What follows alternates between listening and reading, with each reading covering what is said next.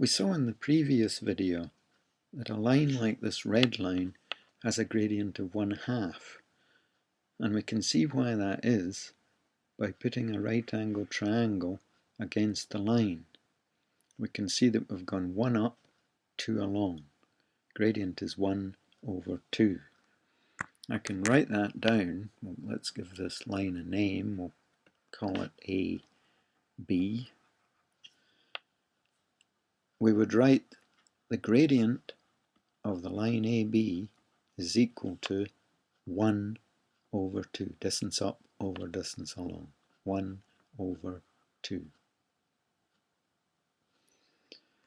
Let's now go down to the green line.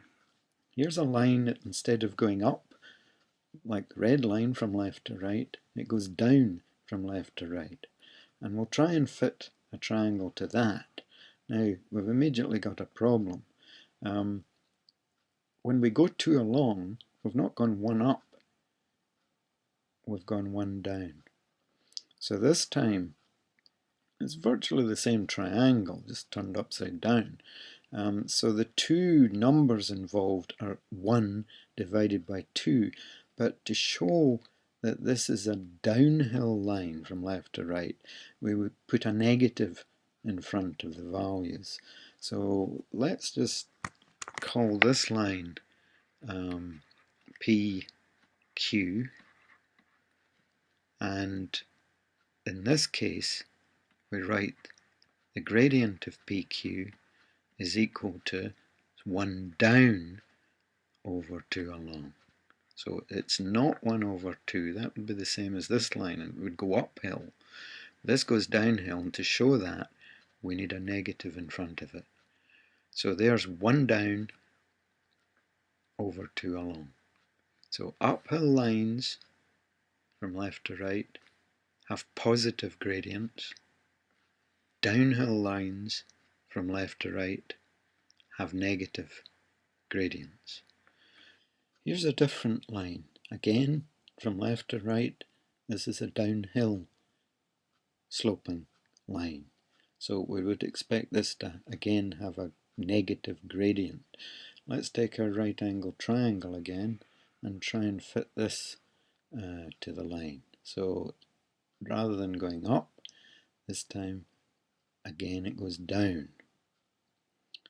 So that looks a good fit. And that fits anywhere along the line. So we've now got 3 down divided by 2 along as the gradient for this line. Let's give the line a name again. We could call this R and this S, for instance. And in this case, the gradient of the line RS would be 3 down over 2 along, 3/2. But because it's down, because it's a downhill sloping line, we need a negative gradient there. Here's a diagram with lots of different lines on it. Positive gradients, uphill sloping lines, negative gradients, downhill sloping lines. The horizontal line in the middle is an interesting one. If we were to try and fit this triangle to this line, now remember what we normally do is say, for instance, we go 2 along, 1 up, so this line has a gradient of 1/2. If we try to fit this triangle to the horizontal line, the line up would have to become 0. And following the same rules, we would have to say this has got a gradient of 0/2, which gives us an answer of 0 for the gradient. Let's just write that in.